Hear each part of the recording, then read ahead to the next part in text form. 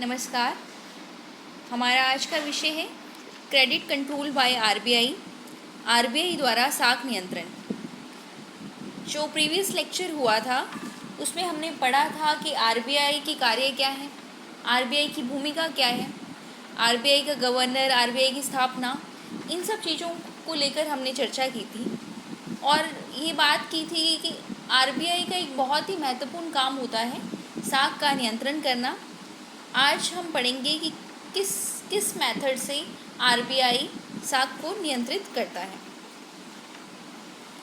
साख नियंत्रण के उद्देश्यों की प्राप्ति हेतु केंद्रीय बैंक साख नियंत्रण के अनेक तरीके अपनाता है।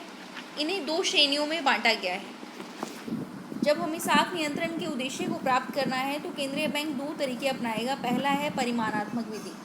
इसमें उन विधियों का समावेश होता है जो बैंकों के नकद कोषों पर प्रत्यक्ष प्रभाव डालती हैं। इनमें वो सब मेथड्स आते हैं जो बैंकों के नकद कोष पर प्रत्यक्ष प्रभाव डालते हैं तथा उनकी लागत को नियंत्रित कर देश में साख की मात्रा को प्रभावित करती हैं। सेकंड है गुणात्मक विधियाँ। इसमें वे विधियाँ शामिल हैं जो साख के व्यवहार एवं प्रयोग को नियंत्रित करती है, जिससे साख का प्रयोग उन्हीं कार्यों के लिए हो जिन्हें केंद्रीय बैंक वांछित समझता है। आज के इस वीडियो लेक्चर में हम केवल परिमाणात्मक विधियों पर चर्चा करेंगे और जानेंगे कि कौन कौन से मेथड्स हैं जिनके तहत साख को नियंत्रित किया जा सकता है। पहला है बैंक रेट। आपने न्यूज़पेपर्स में बहुत बार पढ़ा होगा कि बैंक रेट में इतना परिवर्तन हुआ, चेंजेस हुए, मॉनेटरी पॉलिसी रिव्यू कमेटी ने ये चेंजेस किए। तो ये बैंक रेट जो है वो साख को नियंत्रित करने में बहुत इम्पॉर्टेंट भूमिका अदा करता है। बैंक दर होती क्या है? बैंक दर वह दर होती है जिस पर भारतीय रिजर्व बैंक आवश्यकता पड़ने पर अन्य व्यापारिक बैंकों को दीर्घकालीन ऋण उपलब्ध करवाता है। मोस्ट इम्पॉर्टेंट, जब आरबीआई कमर्शियल बैंक्स को लॉन्ग टर्म के लिए क्या प्रोवाइड करवाए? लोन प्रोवाइड करवाए, तो उसे कहेंगे बैंक रेट। जिस रेट पर आरबीआई कमर्शियल बैंक्स को लॉन्ग टर्म के लिए लोन प्रोवाइड करवाए उस रेट को कहेंगे बैंक रेट। बैंक दर व्यापारिक बैंकों द्वारा दिया जाने वाला उधार पर ब्याज दर की न्यूनतम सीमा निर्धारित करती है। व्यापारिक बैंक जो उधार देते हैं वो किस रेट पर उधार देंगे, किस पर डिपेंड करता है? बैंक रेट पर। अर्थव्यवस्था में मुद्रास्फीति को अगर रोकना है तो बैंक दर को बढ़ाया जाता है। यदि हम चाहते हैं कि इन्फ्लेशन को कंट्रोल करें तो क्या करेंगे? बैंक दर को बढ़ाएंगे। और मुद्रास्फीति का सामना करने के लिए बैंक दर को कम किया जाता है। यदि इन्फ्लेशन है, इन्फ्लेशन की कंडीशन में क्या करेंगे? बैंक रेट बढ़ाएंगे। बैंक रेट को क्या करेंगे? बढ़ाएंगे। और डिफ्लेशन की कंडीशन में बैंक रेट को कम करेंगे। अब यहाँ पे एक डायग्राम है कि बैंक दर में वृद्धि का प्रभाव। जैसे ही बैंक रेट में वृद्धि होती है, बैंक दर में वृद्धि होने पर व्यापारिक बैंक आरबीआई से दीर्घकालीन ऋण कम लेंगे। बैंक रेट बढ़ेगा यानी वो रेट बढ़ेगा जिससे व्यापारिक बैंक आरबीआई से लोन ले सकते हैं। तो लोन लेने की कैपेसिटी क्या हो जाएगी? उनकी कम हो जाएगी। लोन लेने की कैपेसिटी कम होने से बैंकों के पास पूंजी की मात्रा और तरलता में कमी आ जाएगी। जब बैंक्स कम लोन ले पाएंगी तो उनके पास कैपिटल की क्या होगी? कमी होगी। कैपिटल की कमी आने से व्यापारिक बैंकों द्वारा ब्याज दर में वृद्धि की जाएगी। वो ज़्यादा से ज़्यादा रेट ऑफ इंटरेस्ट चार्ज करेंगे। ज़्यादा रेट ऑफ इंटरेस्ट चार्ज करने पर निवेशकर्ताओं तथा परिवारों द्वारा साख की मांग में कमी होगी, अर्थव्यवस्था में तरलता में कमी आएगी। देखो, अगर आरबीआई जो है वो ज़्यादा रेट चार्ज करेगा व्यापारिक बैंकों को लोन देने में, तो व्यापारिक बैंक भी जनता को लोन देने में ज़्यादा रेट चार्ज करेंगी, जिससे जनता लोन कम मांगेगी और तरलता में क्या आ जाएगी? कमी आ जाएगी। यदि पैसे में कमी आ जाएगी तो उपभोग व्यय और निवेश व्यय में गिरावट आ जाएगी। ये किसका प्रभाव है? बैंक दर में वृद्धि का प्रभाव है। अगर बैंक रेट बढ़ेगा तो मुद्रास्फीति पर नियंत्रण होगा, मतलब हमारे पास पैसा ऑटोमेटिकली कम हो जाएगा। और अगर बैंक रेट कम होगा तो अपस्फीति पर नियंत्रण होगा, यानी पैसा जो है वो बढ़ेगा। अब नेक्स्ट टर्म जो आती है वो है रेपो रेट। बहुत इम्पॉर्टेंट है ये, बहुत मनी सप्लाई को कंट्रोल करने में इम्पॉर्टेंट है। बैंक रेपो रेट होती क्या है? भारतीय रिजर्व बैंक जिस दर पर वाणिज्यिक बैंकों को अल्पकालीन ऋण देता है। देखो, बैंक रेट और रेपो रेट में क्या डिफरेंस है? बैंक रेट लॉन्ग टर्म के लिए लोन देता है, जबकि रेपो रेट शॉर्ट टर्म के लिए लोन देता है, उसे कहते हैं रेपो रेट। रेपो दर वह ब्याज दर होती है जिस पर भारतीय रिजर्व बैंक चल निधि समायोजन सुविधा के तहत बैंकों को सरकार के विरुद्ध तथा अन्य अनुमोदित प्रतिभूतियों के विरुद्ध ओवरनाइट चल निधि प्रदान करता है। सामान्य शब्दों में अगर हम कहें कि रेपो रेट जिस दर पर वाणिज्यिक बैंकों को अल्पकालीन ऋण देता है उसे कहेंगे रेपो रेट। नेक्स्ट स्लाइड में हम देखते हैं कि यदि रेपो रेट में वृद्धि हो जाए, रेपो रेट में वृद्धि होगी तो वाणिज्यिक बैंक आरबीआई से अल्पकालीन ऋण कम प्राप्त करेंगे। अगर रेपो रेट बढ़ गई, यानी वो रेट बढ़ गई जिस पर आरबीआई व्यापारिक बैंकों को ऋण देते हैं, तो व्यापारिक बैंक जो है वो आरबीआई से ऋण कम लेंगे और वाणिज्यिक बैंकों के पास पूंजी की मात्रा और तरलता में कमी आएगी।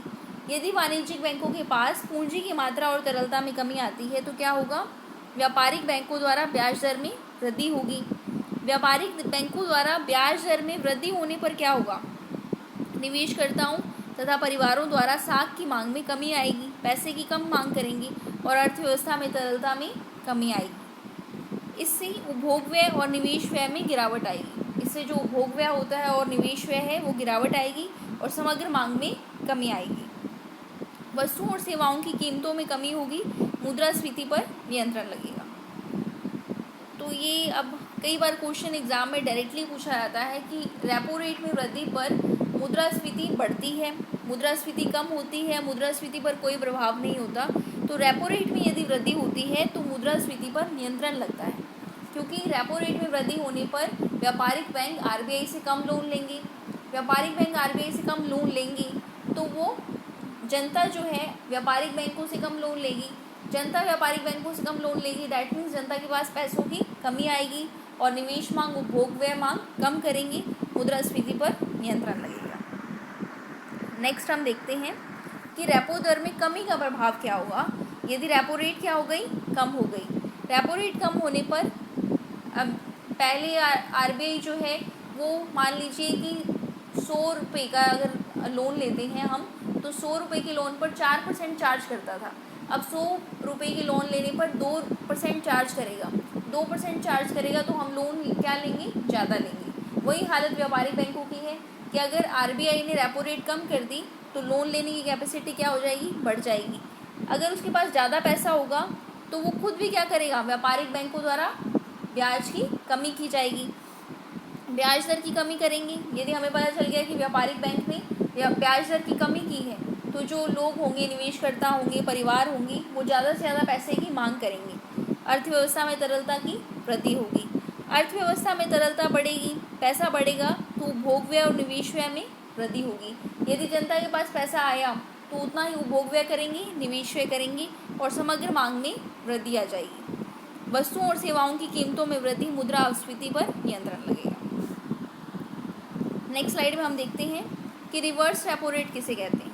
रिवर्स रेपो रेट वह दर है जो भारतीय रिजर्व बैंक अपने ग्राहकों को उनसे लिए गए अल्पकालीन ऋणों पर प्रदान करता है। रिवर्स रेपो रेट वह दर होती है जो भारतीय रिजर्व बैंक आरबीआई भी अपने ग्राहकों को क्या लेते हैं? पैसे लेते हैं। पैसे जमा करने पर उनको क्या देगा? अल्पकालीन ऋण प्रदान करेगा। रिवर्स रेपो रेट वह दर है जो भारतीय रिजर्व बैंक अपने ग्राहकों को उनसे ले गए अल्पकालीन ऋण पर प्रदान करता है।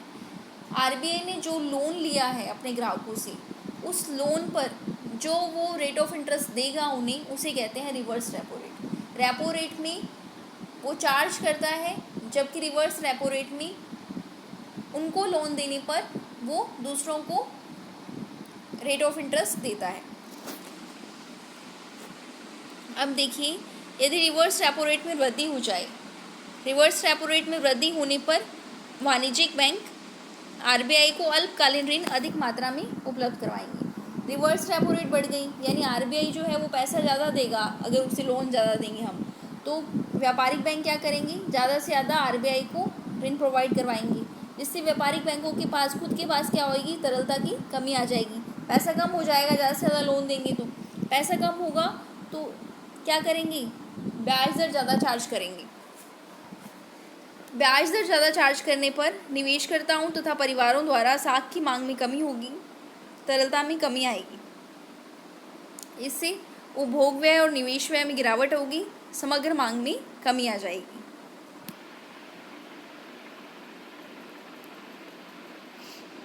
और रिवर्स रेपो रेट में कमी हो, रेपो रेट और रिवर्स रेपो रेट का उल्टा प्रभाव पड़ता है। रेपो रेट में तो क्या होता है, अगर बढ़ती है तो मुद्रास्फीति पर नियंत्रण लगता है। रेपो रेट अगर बढ़ती है तो मुद्रास्फीति पर नियंत्रण लगता है, और अगर रिवर्स रेपो रेट बढ़ती है तब भी मुद्रास्फीति पर नियंत्रण लगता है।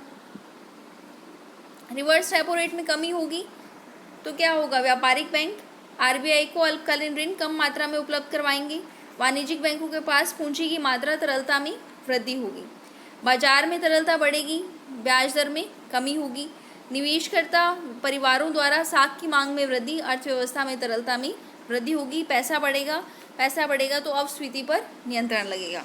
हम पहले ही डिस्कस कर चुके हैं कि मुद्रास्फीति किसे कहते हैं, अपस्फीति क्या होती है, संस्फीति क्या होती है।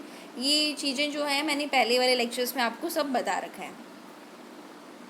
नेक्स्ट है नगद आरक्षित अनुपात, इसे इंग्लिश में कहते हैं CRR, कैश रिजर्व रेशो। इसका क्या मतलब है कि बैंकों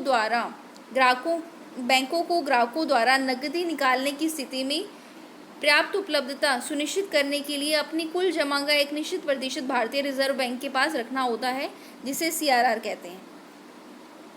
जब ग्राहक जो है नकदी निकालते हैं तो बैंक को उस नकदी का कुछ % हिस्सा जो है आरबीआई के पास सुरक्षित रखना होता है, जिसे हम क्या कहते हैं, नगद आरक्षित अनुपात।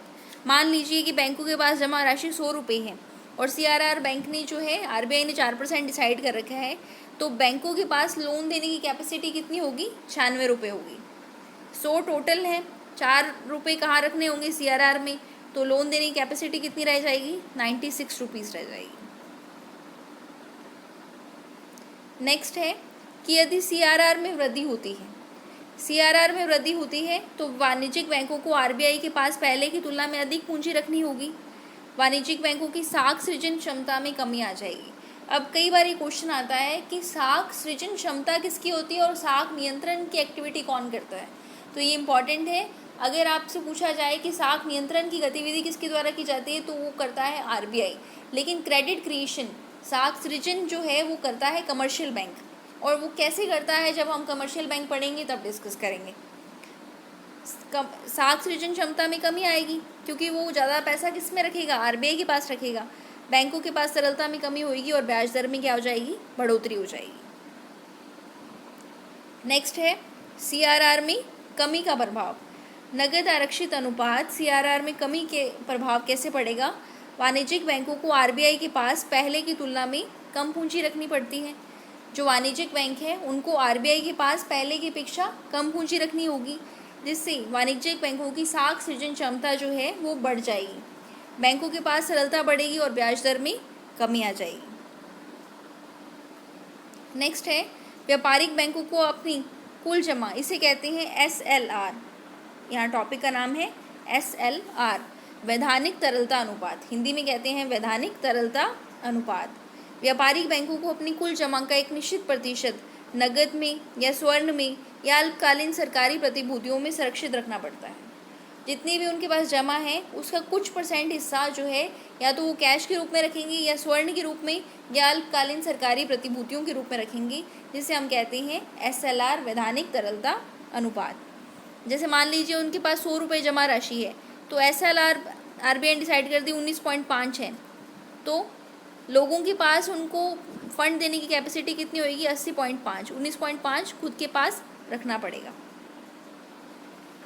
नेक्स्ट स्लाइड में हम देखते हैं कि वैधानिक तरलता अनुपात में कमी होने पर अगर खुद के पास पैसा कम रहेंगी तो क्या होगा, बैंकों के पास पहले की अपेक्षा तरलता में वृद्धि होगी, साख सृजन क्षमता में वृद्धि होगी। साख सृजन क्षमता में वृद्धि होगी यानी ब्याज दर में क्या करेंगी, कमी आएगी। यह इंपॉर्टेंट बात है कि अगर ब्याज दर कम लेते हैं तो हम ज़्यादा से ज़्यादा लोन की डिमांड करेंगे, ब्याज दर बढ़ाते हैं तो लोन की डिमांड कम करेंगे।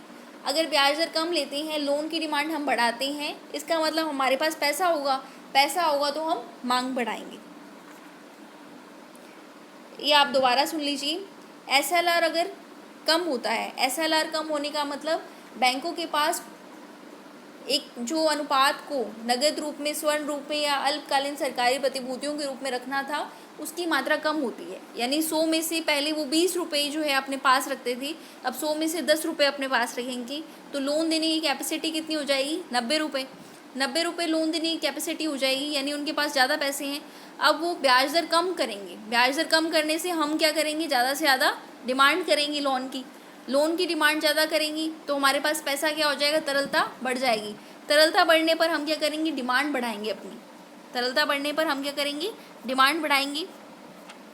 और डिमांड बढ़ाने पर क्या होगा? मुद्रा अपस्फीति पर नियंत्रण लगेगा। जो अर्थव्यवस्था में मंदी आई है ना, उस पर कंट्रोल होगा। ये सब मेथड्स क्यों अपनाए जाते हैं? ये अपनाए जाते हैं क्योंकि हम मनी सप्लाई पर कंट्रोल करें, जो अपस्फीति, विस्फीति, संस्फीति, स्फीति की स्थिति है, इसको कंट्रोल करें। ये सब मेथड्स अपनाएं, साख को नियंत्रित करें, क्रेडिट को कंट्रोल करें। नेक्स्ट है खुले बाजार की क्रियाएं। ये लास्ट है टूल। ये किसका टूल है? परिमाणात्मक का। परिमाणात्मक वो है जिसे हम माप सकते हैं, साख को डायरेक्टली साख को नियंत्रित कर सकते हैं। एक ही मेथड आज मैंने इस वीडियो में पढ़ाया है, परिमाणात्मक विधियाँ। गुणात्मक विधियों पर हम नेक्स्ट क्लास में चर्चा करेंगे। खुले बाजार की क्रियाओं की नीति के अंतर्गत भारतीय रिजर्व बैंक खुले बाजार में सरकारी प्रतिभूतियों, ट्रेजरी बिल्स एवं अन्य स्वीकृत पत्रों को क्रय विक्रय कर सकता है। खुले बाजार की क्रियाओं में जो भारतीय रिजर्व बैंक है, जो ट्रेजरी बिल्स होते हैं, सरकारी प्रतिभूतियाँ होती हैं, उन्हें क्रय विक्रय कर सकता है, बेच भी सकता है और खरीद भी सकता है। धन्यवाद।